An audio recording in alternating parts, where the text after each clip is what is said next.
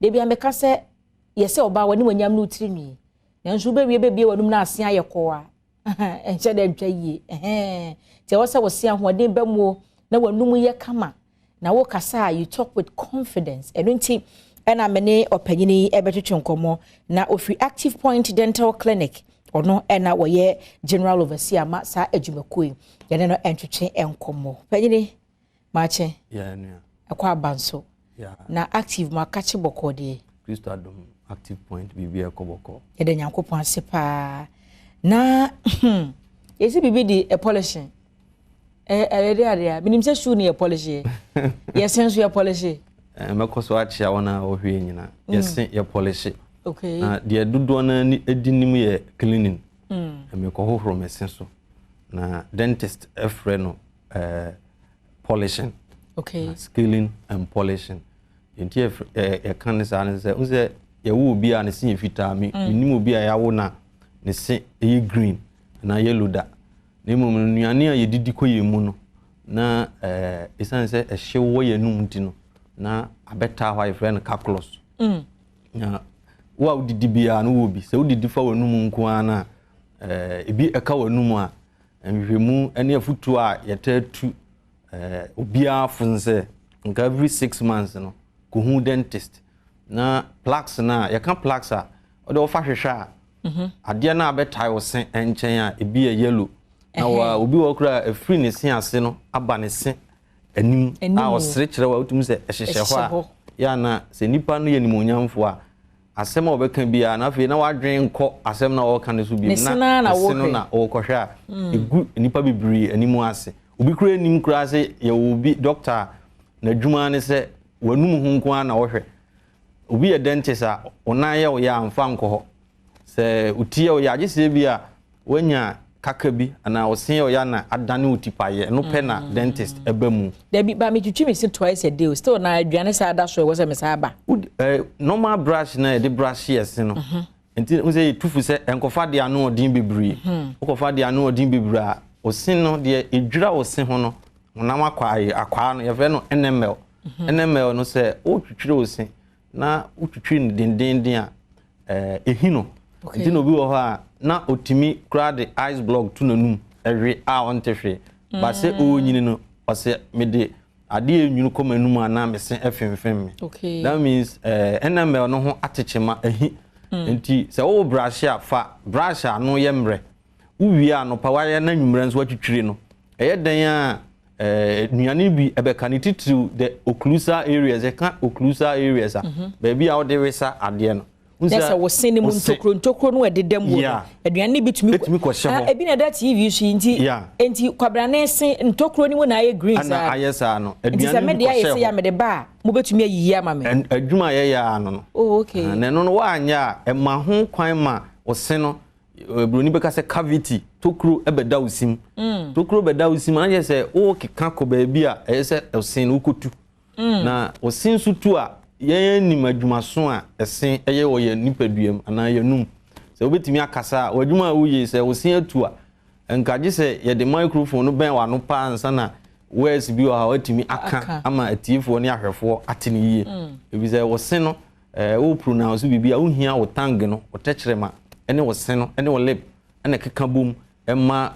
words ni bi epie okay broni beka se consonant wo ka esa osimienu na osin soro de no na FM de no na akantua mframa eba no de sa sound no eba this osin tu a okasa ho ayeden afi wanim dua kora nso esa atechema obi o ha onyini wadi mfie be 30 years pe but we shia wa hwe ya beka se nana ezina onyini bebre unkom na ne sini bi atutu afi nanimu a ama nanim dua no atochema ya no se sen ne tu sa na bia se de mani afi ni madwuma me ye me ba wa mutumi hye foforo ma me se nim dia ba ma sen no ye betumi ahye sen ma wa age se obi a onim wo pa se na osin atu na unyini wie na osi tu amfifi biem no hu se bi hye ho na obeka se wakoye hu adwuma nim dia ba ma ye wo ahodo bebre se de obotom asiti bia no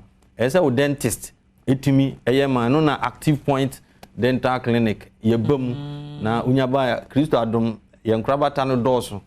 yɛwɔ Obuase yɛwɔ Sunyane yɛwɔ Sehwidwinase yɛwɔ Kasoa yɛwɔ Accra Hajowulu ɛna Kumasi Denyame nti baabi a yɛbubu baabi a bɛn obi a no utimi efrɛ me gidi sɛ number no gu screen no so obetimi afrɛ na baabi a wɔ no ɛmfa ho ne time a wosini 2 ye ɛno atunku a de ukuhu o dentist a ana uni dentist bi a fa active point ɛyɛ o dentist a obesi sen ne fofora ma no obetimi asia ma wa wanim dua no ɛbɛsa babie mu a anka wo ye ahwere wodɔfo no bɛsa ado obiem na yɛwɔ yade bi enumunka ɛno no so dentist adwuma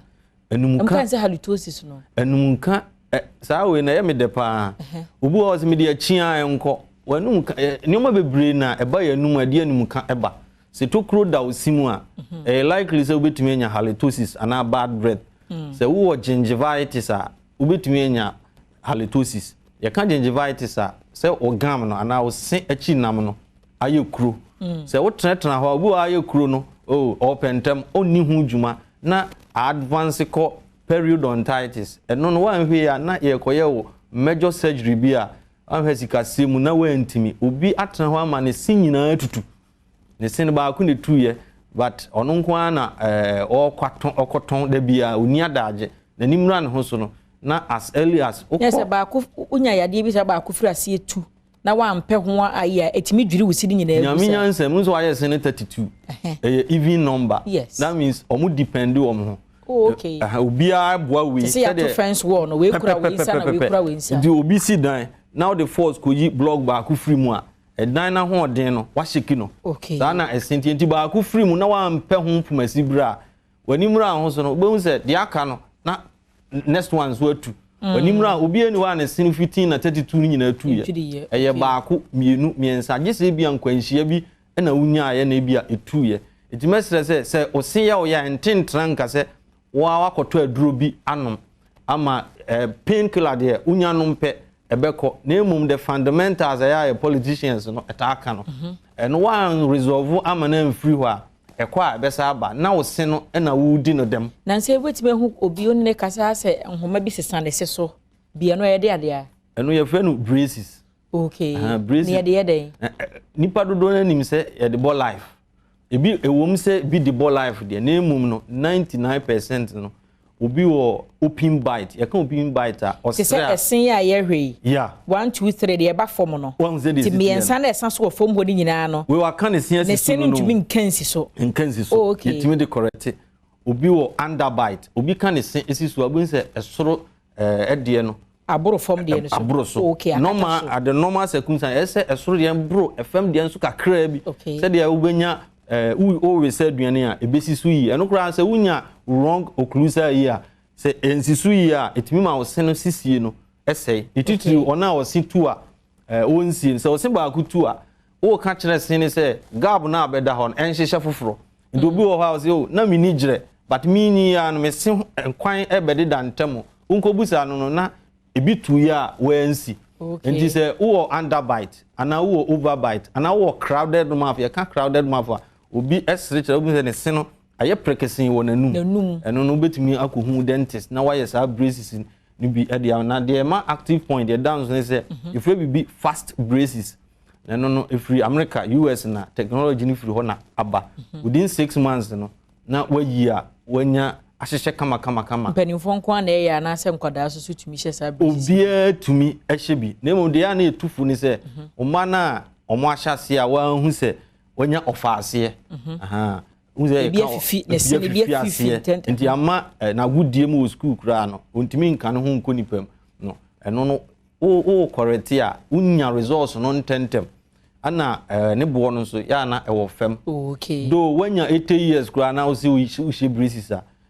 eni bad bia o ha ya advice so bitimi na emum no make say ya no na obabi ewo bi a obetimi atutu anamon aba active point and how their free number no baby a eben wo no ye be ka kire e na de ma ye dan so ne se ye wo payment plan wo obi wo ha o wate se ne bo odin bebre nti onya sika no enkotua ye wo payment plan wo ho utua 40% 60% you spread it the can 6 months na utua na kakra you kura mo mama loan kura no they say omo ya 3 months and so you go beyond omo 3 months na within 6 months no na we dey atua every ho that's pa ebusia na say number no any good screen so do betime fa no for Active Point Dental Clinic for 0554 571779 0554 571779 branches no frɛ wo mo a ombɛkyerɛ baby ebe ona wakɔ na wahwɛ na wo se wo hawo nyina no wo mo aso ano ama na wo nso wani mu abanyam na watumi asere woni pam sɛ de sɛ wo